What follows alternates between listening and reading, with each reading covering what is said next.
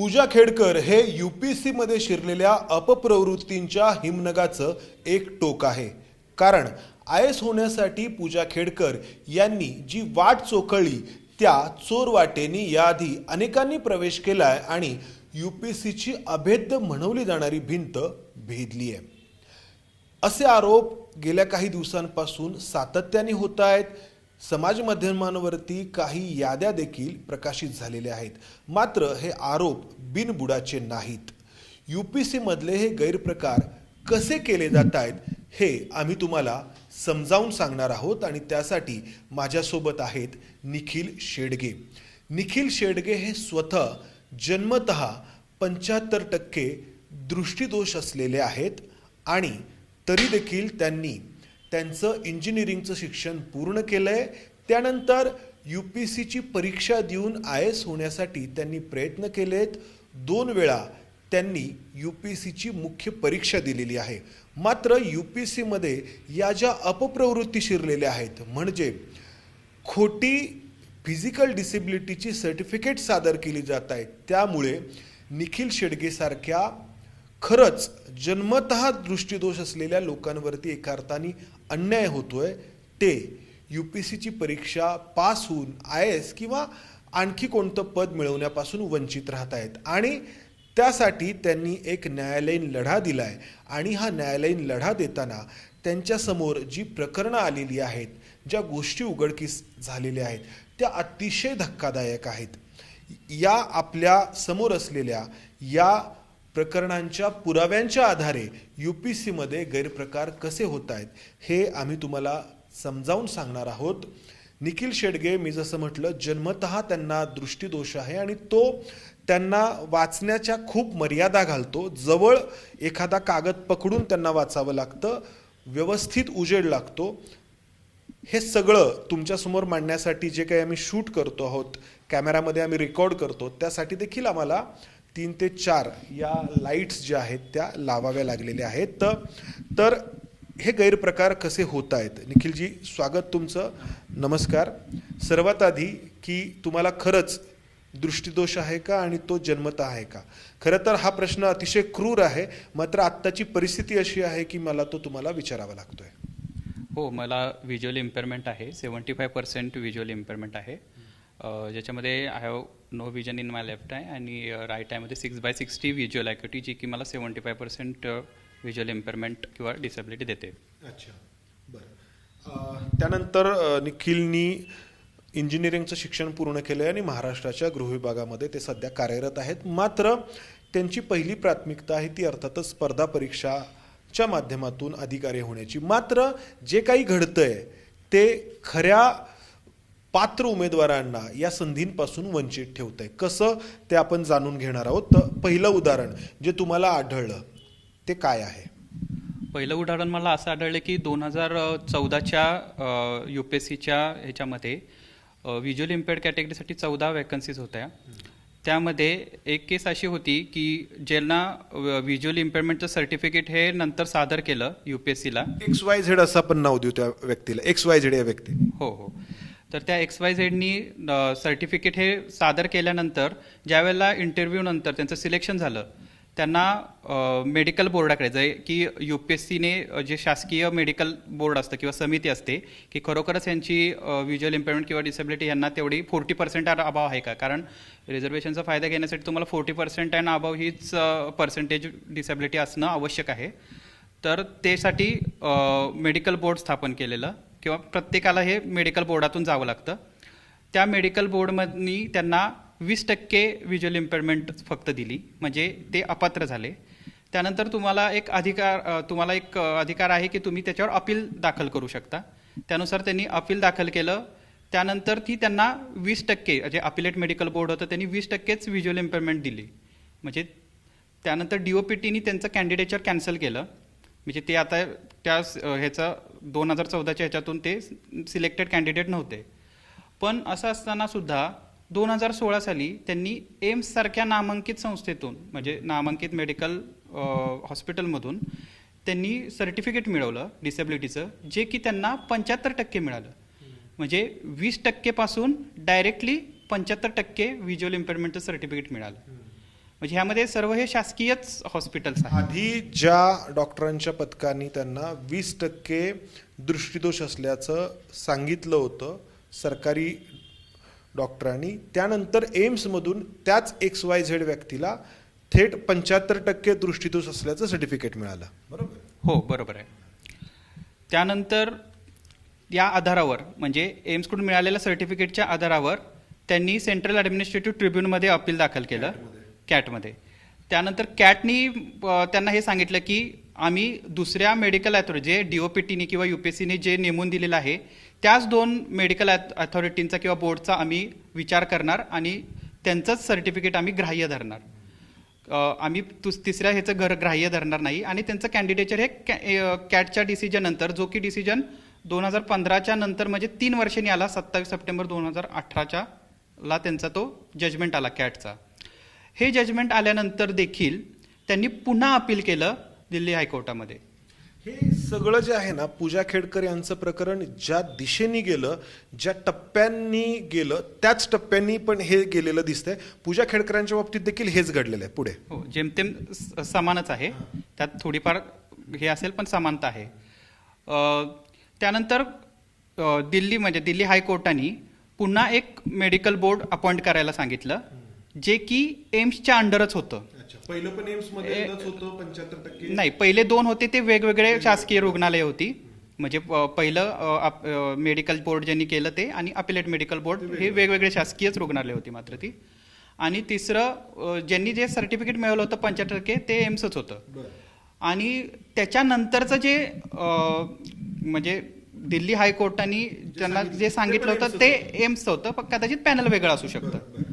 मात्र या एक्सपर्ट पॅनलनी त्यांच्या जजमेंटमध्ये पण तो उल्लेख आहे की त्या सिनियर एक्सपर्ट पॅनलनी, ऑप्थल्मॉलॉजिस्टनी त्यांना जे व्हिज्युअल इम्पेअरमेंटचं सर्टिफिकेट दिलं ते देखील कमी दिलं. म्हणजे याचं पर्सेंटेज एक्झॅक्ट माहीत नाही, पण ते बिलो 40% दिलं, जेणे की त्यांचं कॅन्डिडेचर हे कॅन्सलच राहील.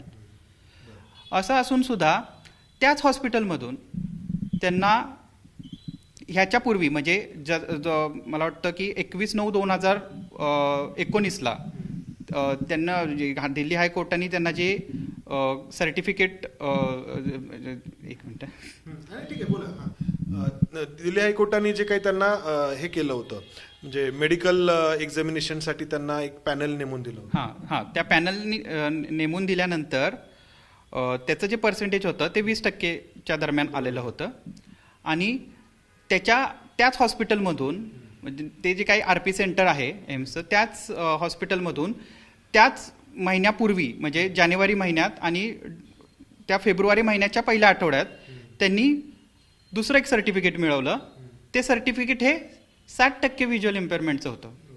म्हणजे एकाच हॉस्पिटलच्या वेगवेगळ्या कदाचित मेडिकल पॅनल असतील, त्या वेगवेगळ्या मेडिकल पॅनलनी त्यांना एकदा 20% दिलं, एकदा 75% दिलं आणि एकदा 60% दिलं. आणि त्यानंतर शेवटी दिल्ली हायकोर्टाने जर त्यांना 60% देत आहे 2-4 हॉस्पिटल्स, त्याच्या आधीसुद्धा त्यांनी त्यांच्या म्हणजे ते ज्या राज्याचे रहिवासी आहेत तिथल्या डिस्ट्रिक्ट हॉस्पिटलनी वगैरे दिलेलं असेल, या सगळ्यांचं एकत्रित कन्सिडर करून दिल्ली हायकोर्टाने त्यांना असं जजमेंट दिला की तुमचं हे 60% हे consider to the extent of 60% असं राहील.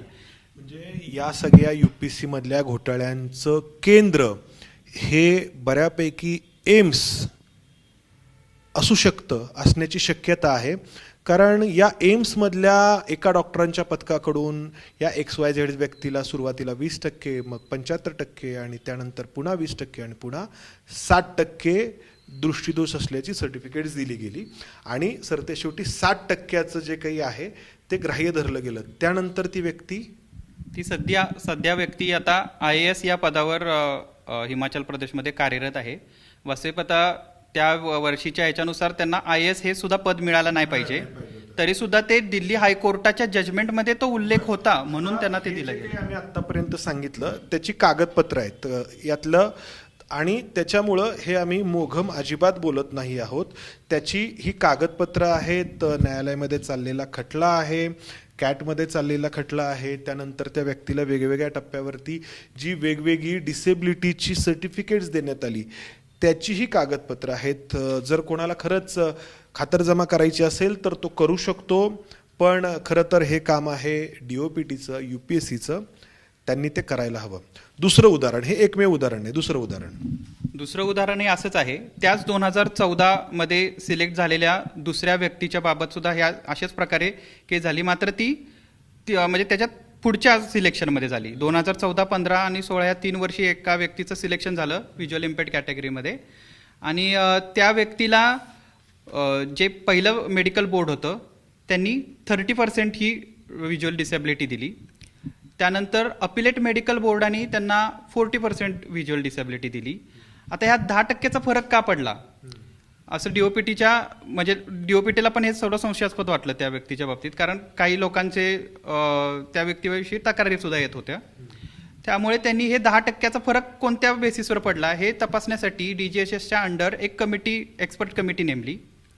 तर त्या एक्सपर्ट कमिटीच्या फाइंडिंग्सनुसार सदर व्यक्तीला जे पहिल्या मेडिकल बोर्डाने दिलेलं जे 30%चं प्रमाण आहे हे योग्य असल्याचं त्यांनी म्हणजे सिद्ध केलं की हे योग्य आहे. आणि त्याचे आपल्याकडे कागदपत्र सुद्धा आहेत की त्यांनी स्वतः हे म्हणले की ती व्यक्ती 40%चं म्हणजे मार्जिनल डिसेबिलिटी मिळवण्यासाठी पर्पजली प्रिटेंड करते. म्हणजे त्या व्यक्तीला एक 40%पेक्षा कमी दृष्टीदोष आहे, मात्र त्या व्यक्तीला जास्त दृष्टीदोष आहे हे दाखवण्याचा, भासवण्याचा प्रयत्न करते असं यामध्ये नमूद आहे. म्हणजे जेव्हा वैद्यकीय तपासणी केली गेली तेव्हा दिसतच नाही असं दाखवणं, भासवणं असे प्रकार त्या व्यक्तीकडून घडले असं याच्यामध्ये नमूद आहे त्या पॅनेलकडून. बरोबर? हो, बरोबर आहे. कारण की डिसेबिलिटी ज्या वेळेला एखाद्याचे पर्सेंटेज ठरवलं जातं त्यावेळेला मशिनरीज बरोबर काही सब्जेक्टिव्ह गोष्टी सुद्धा येतात, आणि त्या सब्जेक्टिव्ह गोष्टीमध्ये थोडंफार त्यामध्ये ब्लफ केलं जातं की म्हणजे मला एवढी व्हिज्युअल ॲक्युटी आहे हे माहिती आहे पण मी ती कमी दाखवू शकतो. आता मग हे यामध्ये नमूद करण्यात आलं तरी पुढे काय घडलं? पुढं त्यामध्ये असं म्हणण्यात आलं की त्या व्यक्तीनं असं पण एक क्लेम केला की जे अपिलेट मेडिकल बोर्डाने 40% दिलं होतं त्या मेडिकल बोर्डाचं त्याच्यावर एक कॅटनी पुन्हा एक रिव्ह्यू कमिटी बसवली जी DGHSच्या अंडर होती. त्या DGHSच्या कमिटीमध्ये 8 मेंबरचं पॅनल होतं, पण त्या पूर्वी दिलेल्यापैकी 2 व्यक्तींपैकी एकच व्यक्ती होती, दुसरी व्यक्ती नव्हती असं कोर्टाला किंवा कॅटला त्यांनी कारण देत, त्याच्यामध्ये ह्या जजमेंटमध्ये पण तो सगळा उल्लेख आहे. ते कारण देत त्यांनी असं सांगितलं की जी दुसरी व्यक्ती होती ती त्याच्यामध्ये नाहीये म्हणून मला हे मान्य नाही. आणि त्याच्या पूर्वीच्या ह्याच्यामध्ये म्हणजे पूर्वीच्या सर्व्हिस अलोकेशनमध्ये किंवा त्या मेडिकल त्याची जी स्क्रुटिनी झाली होती त्याच्यामध्ये 40% आहे म्हणून न्यायालयाने त्याला त्या सर्व्हिसमध्ये अलोकेशन शेवटी दिलेलं आहे. आता ती व्यक्ती कुठे आहे? आता ती व्यक्ती आंध्र प्रदेशमध्ये IAS याच पदावर कार्यरत आहे. हे दुसरं उदाहरण झालं अशा स्वरूपात IAS या पदापर्यंत पोहोचण्याचं. पुढं तिसरं उदाहरण हे हिअरिंग इम्पेअरमेंटमध्ये आहे. नाही तर तुम्ही असं म्हणाल की मी फक्त व्हिज्युअल डिस्पॅरिटीची आपण 2 उदाहरणं पाहिली, दृष्टीदोष असलेली. आता कानाचा प्रॉब्लेम असलेलं एक उदाहरण आहे. 2019 सालची ही केस आहे. म्हणजे हे UPSC म्हणा किंवा बाकी सुद्धा एक्झामिनेशनमध्ये प्रत्येक वर्षीच्या ह्या परीक्षांमध्ये असं 2-4 केसेस तरी नक्कीच असतात प्रत्येक डिसेबिलिटी टाईपमध्ये की ज्यांच्या बाबतीत हे असं होतच असतं. त्यापैकी ही एक दुसरी केस आहे 2019 सालची. त्याला हिअरिंग इम्पेअरमेंटचं 20%चं सर्टिफिकेट प्रायमरी मेडिकल बोर्डाने दिलं. त्यानंतर अपिलेट मेडिकल बोर्डाने सुद्धा ते 20%चंच तसं सर्टिफिकेट म्हणजे तसंच ठेवलं. त्यानंतर त्याचं कॅन्डिडेचर कॅन्सल झालं, DOPTनं ते कॅन्सल केलं. पुन्हा ही व्यक्ती बेंगलोरच्या एका ऑडिटरी हॉस्पिटलमधून किंवा कानाच्या हॉस्पिटलमधून, शासकीय कानाच्या हॉस्पिटलमधून त्यांनी ते 40% असणारं सर्टिफिकेट मिळवलं आणि ते सर्टिफिकेट त्यांनी पुन्हा कॅटमध्ये दाखल केलं. ते कसं मिळवलं जातं हे आपण पूजा खेडकरांच्या या प्रकरणामध्ये पाहतो. अहमदनगरच्या जिल्हा रुग्णालयाने त्यांना एकदा वेगळं दिलं, दुसऱ्यांदा आणखी वेगळं दिलं आणि पिंपरी चिंचवडच्या YCMने आणखी तिसऱ्याच प्रकारची डिसेबिलिटी त्यांना दाखवली. म्हणजे एका ठिकाणी आधी डोळ्याची समस्या दाखवली, दुसऱ्या वेळी डोळे आणि मेंटल इलनेस दाखवले, आणि पिंपरी चिंचवडला तर या दोन्ही इलनेस किंवा डिसेबिलिटी न दाखवता डाव्या पायाला अधूपणा दाखवण्यात आला. तर हे असं घडतंय. तर ज्या वेळेला त्यांनी हे 40%चं सर्टिफिकेट मिळवलं आणि कॅटमध्ये त्याविषयी अपील दाखल केलं, त्यानंतर कॅटने एक मेडिकल बोर्ड कॉन्स्टिट्यूट केलं आणि म्हणजे खूपच सरप्रायझिंगली त्या मेडिकल बोर्डाने त्यांना 58.2चं हिअरिंग इम्पेअरमेंटचं सर्टिफिकेट दिलं. म्हणजे ज्या व्यक्तीला एक शासकीय रुग्णालय प्रायमरीली 20% हिअरिंग इम्पेअरमेंट देते, अपिलिंग बॉडी 20% इम्पेअरमेंट देते, पुन्हा ही व्यक्ती दुसऱ्या वेळेला 40%चं सर्टिफिकेट घेऊन येते आणि त्यानंतर जी कॉन्स्टिट्यूट झालेली बॉडी आहे ती डायरेक्ट 58%चं देते. म्हणजे हे DGHSच्या म्हणजे डायरेक्टर जनरल ऑफ हेल्थ सर्व्हिसेसच्या ज्या पण काही डिझॅबिलिटीच्या पर्सेंटेज ठरवण्याच्या गाईडलाईन्स आहे याचंच हे हसं केल्यासारखं आहे.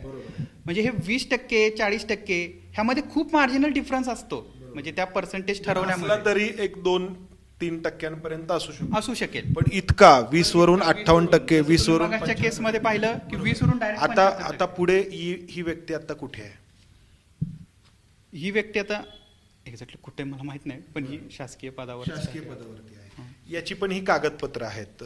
जर कोणाला खरंच खातरजमा करायची असेल तर ती उपलब्ध आहेत. आता पुढे 4थं उदाहरण. म्हणजे ही व्यक्ती शासकीय सेवेमध्ये आली, दाखल झाली. पुढचं 4थं उदाहरण हे 2014च्याच एका केसमध्ये आहे, जे की आता व्हायरल सुद्धा होत आहे.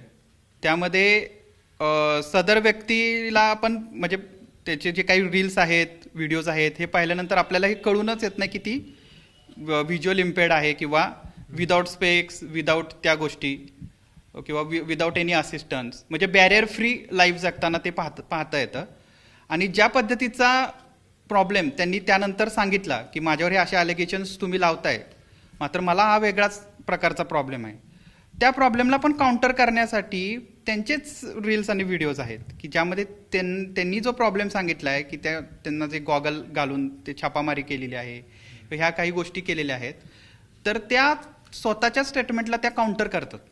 त्यांच्या ज्या डिसेबिलिटी त्या क्लेम करतात, ज्या व्हिज्युअल डिसेबिलिटी ते क्लेम करतात, त्या डिसेबिलिटीला ते काउंटर करतात. एक सर्वसाधारण माणूस पाहत असतो की एखादी व्यक्ती अगदी व्यवस्थितपणे चालते आहे, सगळी कामं करते आहे, आणि तरी पण ती व्यक्ती स्वतःला व्हिज्युअली इम्पेअर्ड किंवा दृष्टीदोष असलेली दाखवते आहे. खरं तर तुमच्यासारख्या व्यक्तींना, ज्यांना जन्मजात नियतीने ज्यांच्यावरती अन्याय केला आहे, त्यांना खूप सगळ्या मर्यादा येतात हालचाल करताना, इतक्या सगळ्या गोष्टी करताना. मात्र या व्यक्ती सर्टिफिकेट्स ते मिळवतात, मात्र त्यांचं आयुष्य जे आहे ते बऱ्यापैकी इतरांसारखंच दिसतं. ह्या व्यक्तीच्या बाबतीत तसंच दिसलं. पुढे काय झालं? पुढे अशाच 2-3 केसेस अजून सुद्धा आहेत की जी व्यक्ती कुठे गेली? ही व्यक्ती आता उत्तराखंडला पोस्टेड आहे आणि बऱ्याच जणांना माहीत सुद्धा आहे. अशाच प्रकारे IS मध्ये दाखल झाली. हो दाखल झालेली आहे. एक उत्तराखंडला, एक हैदराबादला आणि एक हिमाचल प्रदेशला. तर ही अशी उदाहरणं आहेत, आणि याच्या व्यतिरिक्त आणखी बरीच आहेत. आम्ही आता या व्यक्तींची नावं आमच्याकडे आहेत, यामध्ये नमूद आहेत, ही सांगत नाही आहोत कारण काही कायदेशीर समस्या उद्भवू शकतात म्हणून सांगत नाही आहोत. मात्र जर कोणाला पाहिजे असेल तर ते या सगळ्यामध्ये त्यांची नावं आणि माहिती उपलब्ध आहे. बरोबर? हो, बरोबर. आता हा गैरप्रकाराचा UPSC मधला एक भाग झाला, एक पार्ट झाला. UPSC मध्ये गैरप्रकार करण्याचे अनेक प्रकार आहेत, त्यातला हा एक भाग झाला. आपण आता दुसऱ्या प्रकाराबाबत चर्चा करणार आहोत. तो म्हणजे स्क्राईब. म्हणजे ज्यांना दृष्टीदोष आहे अशा उमेदवारांना लेखनिक, ज्याला स्क्राईब म्हटलं जातं, तो स्क्राईब घेण्याची, तो लेखनिक घेण्याची मुभा असते. मात्र आधी स्क्राईब किंवा लेखनिक कोण असावा याबाबतचे जे निकष होते ते पुन्हा बदलण्यात आले. बरोबर?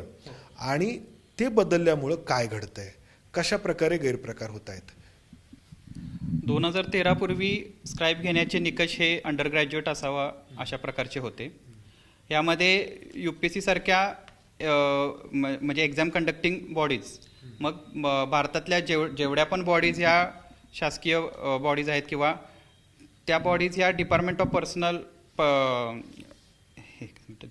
पर्सन विथ डिसॅबिलिटी च्या DPWDची गाईडलाईन्स आहेत त्या डिपार्टमेंट ऑफ पर्सन विथ डिसॅबिलिटीच्या गाईडलाईननुसार त्यांना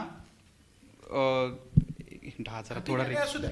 नाही, तुम्ही हे करा, तुम्ही तुमचा वेळ घ्या, हरकत नाही. हो, नाही, ठीक आहे, असू द्या ना. हा, तर कुठल्या संस्थेच्या मार्फत ते होत होतं? हे थोडं बरं, ठीक आहे, बरं. तर हा सगळा धोरणांचा भाग दिसतोय, तर नक्की काय घडलंय? याच्यामध्ये 2013 पूर्वी department of person with disabilities DPWD यांच्या ज्या गाईडलाईन्स होत्या त्या चेंज झाल्या. पूर्वी या गाईडलाईन्स अशा होत्या की अंडर ग्रॅज्युएट स्क्राईब हा अलाउ केला जायचा, याला ओन स्क्राईब म्हणतो. वास्तविक पाहता ज्या पण एक्झाम कंडक्टिंग बॉडीज आहेत किंवा शासकीय जेवढ्या पण आस्थापना आहेत ज्या एक्झाम घेतात त्यांना ह्या गाईडलाईन्स लागू आहेत पर्सन विथ डिसॅबिलिटीसाठी. आणि याच्यामध्ये 2013 पूर्वी जो कमी क्वालिफिकेशनचा स्क्राईब अलाउ केला जायचा, मात्र 2013 नंतर अब्रप्टली ह्या गाईडलाईन्स पूर्णतः चेंज झाल्या. याच्यामध्ये क्वालिफिकेशनचं लिमिटेशन पूर्ण काढून घेतलं गेलं. या गाईडलाईन्स ह्या UPSCच्या मुख्य परीक्षेमध्ये 2015 मध्ये लागू केल्या. त्यापूर्वी एक कॉन्स्टिट्यूट कमिटी झाली होती, पॅनल बसलं होतं.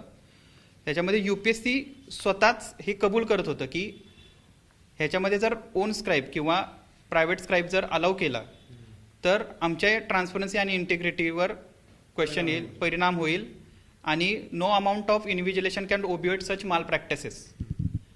हे तुम्ही डॉक्युमेंट तुम्हाला पब्लिक डोमेनमध्ये पण अवेलेबल आहे. ह्याच्यामध्ये या पॅनलचा मिनिट्स आहेत, फक्त सार आहे. मात्र ह्याच्यावर खूप हेल्दी डिस्कशन UPSCच्या किंवा ह्याच्यामध्ये स्टाफ सिलेक्शनच्या कमिटी होती, बाकीच्या एक्झाम कंडक्टिंग बॉडीज सुद्धा होत्या. या सगळ्यांनी खूप मोठ्या प्रमाणावर डिबेट केला आणि UPSCनी शेवटी ह्या गाईडलाईन्स ॲक्सेप्ट केल्या, कारण ह्या DPWDने गाईडलाईन ऑलरेडी 2013 साली दिल्या होत्या. त्यानंतर UPSCच्या प्रिलिमिनरी एक्झामिनेशनमध्येच फक्त ओन स्क्राईब म्हणजे स्वतःचा लेखनिक घेऊन जाता येत होता. मात्र हे आता मेन्स एक्झामिनेशनमध्ये सुद्धा घेऊन जाता येतं. ज्यांना दृष्टिदोष आहे अशा दावा केलेल्या व्यक्ती UPSCच्या मुख्य परीक्षेमध्ये स्क्राईब लेखनिक घेऊन जाऊ शकतात आणि आधी हा लेखनिक अंडर ग्रॅज्युएट असावा असा एक नियम होता, तो पदवीधर नसावा. तो नियम काढून टाकण्यात आल्यामुळं जो खरंच UPSCची तयारी करतोय किंवा अभ्यास करणारा एक लेखनिक ते घेऊन जात आहेत, बरोबर? ह्याच्यामध्ये एक असं आहे की ह्याच्यामध्ये कुठल्याही प्रकारची जो लेखनिक येतो त्याची स्क्रुटिनी होत नाही. त्यांनी जे सादर केलेले डॉक्युमेंट्स असतात, डिक्लरेशन असतात, त्यांचं एज्युकेशन क्वालिफिकेशन असतं. इवन UPSC किंवा दुसरी कुठली एक्झाम कंडक्टिंग बॉडी हे कुठलाही डाटा रिव्हील करत नाही. आम्ही ह्याच्याविषयी बरेच RTI सुद्धा दाखल केलेले होते, पण यामध्ये ही इन्फॉर्मेशनच आम्ही कंपाईल करत नाही अशा प्रकारचं आम्हाला उत्तर देण्यात आलं. आता UPSC जर एखाद्या प्रायव्हेट बॉडीला जर ह्याच्यामध्ये अलाउ करते तर त्या बाबतीतले सर्व डॉक्युमेंट्स त्यांनी पब्लिक डोमेनमध्ये ठेवायला पाहिजे होते. याच्यामुळे काय घडतंय? ह्याच्यामध्ये असं होतंय की जास्त प्रोफिशियंट असलेला एखाद्या विषयामध्ये जास्त प्रोफिशियंट असलेला स्क्राईब किंवा त्याला ओन स्क्राईब असं म्हणून, कारण UPSC स्वतः सुद्धा स्क्राईब प्रोव्हाइड करते आणि स्वतःचा म्हणजे अधिकार सुद्धा आहे, बरोबर. तर हा प्रोफिशियंट स्क्राईब घेऊन जाता येतो. आणि बऱ्याच वेळेला असं होतं की ह्याच्यामध्ये इन्व्हिजिलेशन कुठल्या प्रकारचं स्ट्रॉंग नसतं किंवा ते करताही येऊ शकत नाही. हे UPSC स्वतः कबूल करते ह्या डॉक्युमेंटच्या आधारे. आणि ह्याच्यामध्ये माल प्रॅक्टिसेस होतात. हे आधी पूर्व परीक्षेत होत होते, हे आता मुख्य परीक्षेत होत आहेत. ह्याच्याविषयी काही पुरावे सुद्धा माझ्याकडे आहेत. ह्याच्यामध्ये एक UPSCचे क्लासेस चालवणारे, परीक्षा दिलेले अशा व्यक्ती ओन स्क्राईब म्हणून गेलेले आहेत. पूजा खेडकरांच्या बाबतीत काय घडलंय हे अजून समोर यायचंय, कारण त्यांनाही दृष्टिदोष असल्याचं त्यांनी सांगितलंय, त्यामुळे त्यांनी देखील लेखनी किंवा स्क्राईब वापरलेला असू शकतो. हां, असू शकतो. त्याच्यावर आम्ही पाहतोय, म्हणजे आम्ही त्याच्यावर माहिती अधिकार केलेला आहे. पण आता ती माहिती आम्हाला खरी मिळेल की नाही याच्याविषयी हे सुद्धा आम्हाला आता शाश्वती नाहीये. पूजा खेडकरांनी लेखनिक वापरला होता का हे तुम्ही RTIच्या माध्यमातून विचारलेलं आहे? जसं की धनंजय गौतम आहेत, ज्यांनी सुद्धा ह्या स्क्राईबच्या मुद्द्याविषयी, जे युट्यूबर आहेत किंवा जे फ्रीडम UPSC चॅनल चालवतात, त्यांनी सुद्धा याविषयी पब्लिक डोमेनमध्ये हा विषय ठेवलेला आहे की अशा प्रकारे माल प्रॅक्टिसेस होतात.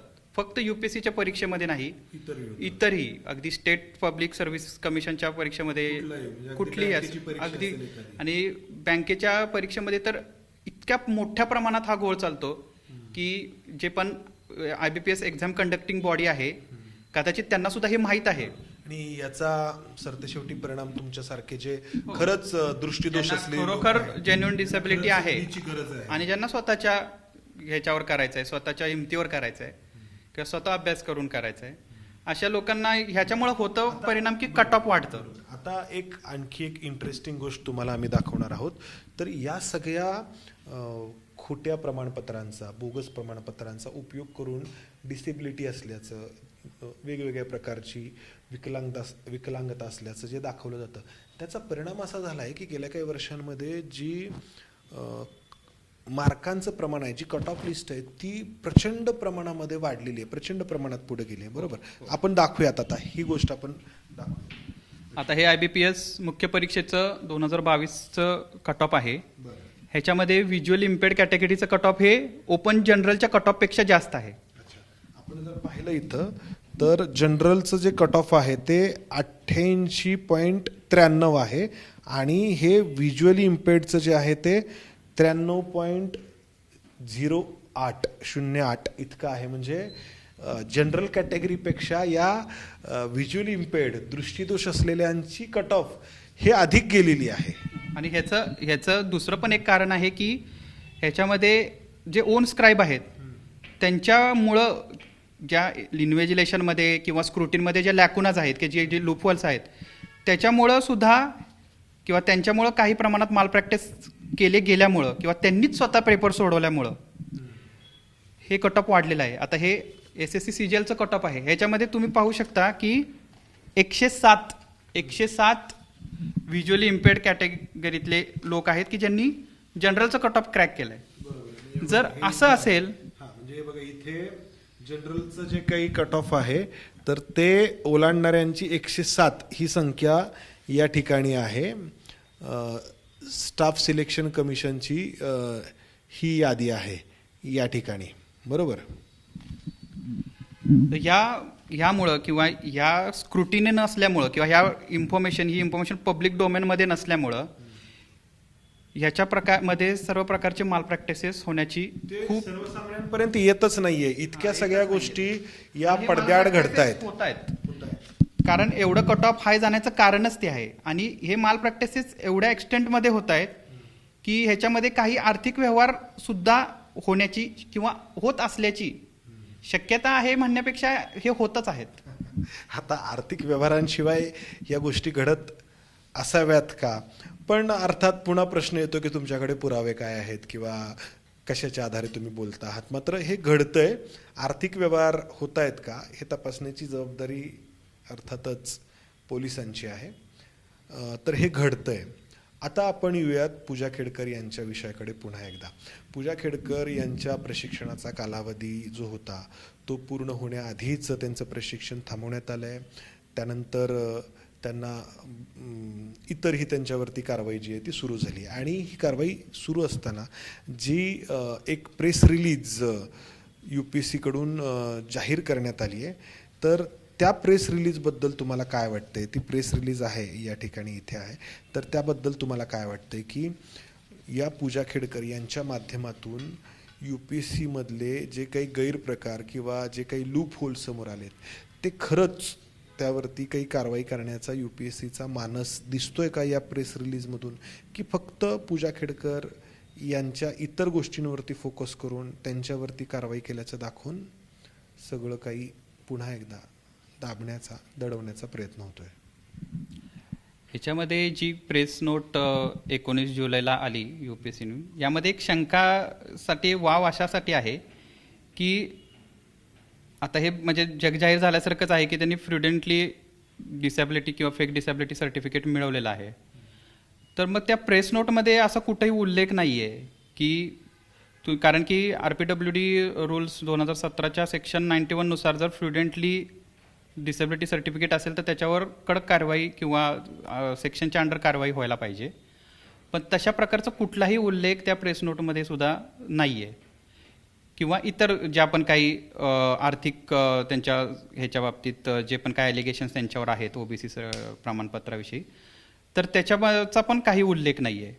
तर हा उल्लेख का नाही आहे किंवा हे जे काही अशा केसेस UPSCच्या ह्याच्यामध्ये पूर्वीपासून आहेत किंवा हे काही म्हणजे UPSCला हे सुद्धा माहीत आहे, तर ह्या गोष्टींमुळं कदाचित असं आहे का की फक्त त्यांचा फेक आयडेंटिटी किंवा त्यांचे अटेम्प्ट्स लपवण्याचं एवढ्यापुरतंच ते त्यांनी फोकस करून बाकीच्या ज्या 2 महत्त्वाच्या गोष्टी होत्या की ज्या पहिल्यांदा हायलाईट झाल्या होत्या की फेक डिसेबिलिटी सर्टिफिकेट आणि इतर आर्थिक जे काही EWS किंवा OBCचं सर्टिफिकेट, तर त्या गोष्टी हे लपवण्याचा काही प्रयत्न आहे का किंवा ह्या गोष्टी म्हणजे आत्ता ज्या उजेडात येऊ शकतात किंवा जुन्या काही गोष्टी असं काय आहे का, ह्याच्यामध्ये शंकेसाठी थोडाफार वाव आहे. तर खरं तर पूजा खेडकर यांच्या निमित्ताने जे प्रश्न समोर आलेले आहेत त्या प्रश्नांचा नेमकेपणाने वेध घेऊन UPSCमध्ये हे जे काही दोष शिरलेले आहेत ते दोष दूर करण्याची एक संधी UPSCला आहे. मात्र या संधीचा उपयोग करून घेतला जातोय की हे प्रकरण फारसं मोठं नाही हे दाखवण्याचा प्रयत्न करून पुन्हा या सगळ्या गैरप्रकारांवरती पांघरूण घालण्याचा प्रयत्न होतोय अशी शंका घ्यावी अशी परिस्थिती आहे. हे सगळं सांगण्याचा पुन्हा पुन्हा यासाठी प्रयत्न आहे की कोणत्याही लोकशाही देशाचा जो कणा मानला जातो तो अर्थातच तिथली नोकरशाही, बँकिंग सेक्टर हे आणि नोकरशाही. आणि या नोकरशाहीमध्ये गेल्या काही वर्षांमध्ये सातत्याने अशा गैरप्रकारांचा उपयोग करून जर घुसखोरी होतीये तर ही अतिशय गंभीर बाब आहे आपल्या एकूण देशासाठी. आणि घुसखोरी केलेले हे लोक कशा प्रकारे वागतायत, वागू शकतात हे पूजा खेडकर यांच्या या प्रकरणातून समोर आलेलं आहे. सरकारी नोकरी ही लोकांची सेवा करण्यासाठी असते, नोकर असतात. मात्र जी वागणूक या लोकांची पाहायला मिळते ती वतनदार असल्यासारखी जी आहे आणि एक नववतनदारी या निमित्ताने रूढ होतीये की काय अशी शंका यावी. बरोबर? हो, अगदी बरोबर. तर या सगळ्यानंतर एक याच्यामधले नाडले गेलेले एक विक्टीम म्हणून काय अपेक्षा आहे शेवटी? यामध्ये अपेक्षाच अशी आहे की ज्या पण DGHSच्या गाईडलाईन आहेत त्या पुन्हा रिव्ह्यू व्हायला पाहिजेत. जे मार्जिनल डिसेबिलिटी पर्सेंटेजमध्ये हा जो काही गैरप्रकार चालतो त्याच्यासाठी म्हणजे ते गैरप्रकार असे होऊ नयेत म्हणून जे ॲक्च्युअल डिसेबली डिप्रायव्ड आहेत त्यांना या रिझर्वेशनचा फायदा व्हायला पाहिजे. त्यासाठी त्या सर्व गाईडलाईन पुन्हा रिव्ह्यू व्हायला हव्यात. आणि सर्वात महत्त्वाचं म्हणजे जे ओन स्क्राईब किंवा स्वलेखनिक जे अलाव केले जातात त्याची इन्फॉर्मेशन तरी ॲटलिस्ट पब्लिक डोमेनमध्ये असायला पाहिजे. त्यांनी यापूर्वी काही एक्झामिनेशन दिलेले आहेत का किंवा यापूर्वी त्यांचं एज्युकेशन क्वालिफिकेशन जे दाखवलेलं आहे ते खरं आहे का याची स्क्रुटिनी पूर्णपणे व्हायला पाहिजे. आणि ह्याच्यापूर्वी ज्यांनी ओन स्क्राईब घेऊन हे असे माल प्रॅक्टिसेस केलेले आहेत असे, तर ह्यामध्ये त्यांना म्हणजे शासन व्हायला पाहिजे. तर पूजा खेडकर यांनी जे काही केलंय त्याबद्दल त्यांच्यावरती कायदेशीर कारवाई तर होईलच, मात्र फक्त विषय पूजा खेडकर यांच्या पुरता मर्यादित नाही, तर यामध्ये ज्या अपप्रवृत्ती शिरलेल्या आहेत त्या अपप्रवृत्ती दूर करण्यासाठी धोरणात्मक पातळीवरती काही बदल करण्याची गरज आहे. आणि हे बदल करताना मुळामध्ये या अपप्रवृत्ती या UPSCच्या यंत्रणेमध्ये शिरलेल्या आहेत हे मान्य करावं लागेल. ही सगळी कागदपत्र तेच दर्शवत आहेत. प्रश्न आहे की UPSC हे मान्य करणार का? बदलांना सुरुवात खऱ्या अर्थाने त्यानंतर होऊ शकते. कॅमेरामन अमोल गवाळेसह मी इथेच थांबतो. धन्यवाद. ABP माझा, उघडा डोळे बघा नीट.